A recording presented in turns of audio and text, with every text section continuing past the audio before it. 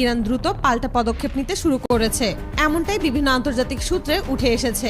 এই দ্রুত প্রতিক্রিয়া শুধু একটি সামরিক জবাব ছিল না, বরং এটি ছিল এক ধরনের কৌশলগত বার্তা যা মুহূর্তের মধ্যে বিশ্বের শক্তিধর দেশগুলোকেও নড়েচড়ে বসতে বাধ্য করেছে।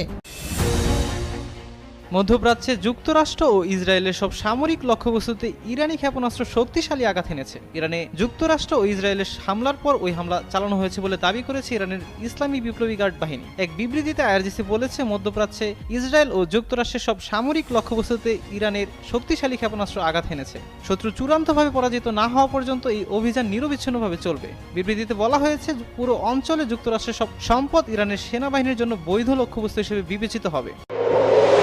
সাইরেন বাজছে গোটা ইসরায়েলে। ইসরায়েল যা ভেবেছিল আর ইরান যেই বিধ্বংসী সতর্কবার্তা দিয়েছিল তা সত্যি করতে 1 ঘন্টাও সময় নেয়নি তেহরান।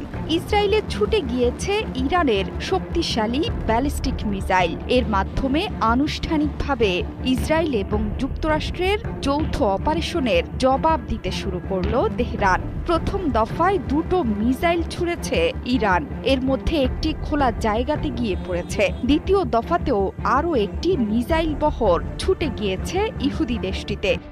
যুক্তরাষ্ট্র ও ইসরায়েলের যৌথ হামলার কঠোর জবাব দিচ্ছে ইরান। মার্কিন বাহিনীকে সহযোগিতার অভিযোগে উপসাগরীয় দেশগুলোতেও ক্ষেপণাস্ত্র ছুড়েছে ইসলামী প্রজাতন্ত্রের বাহিনী।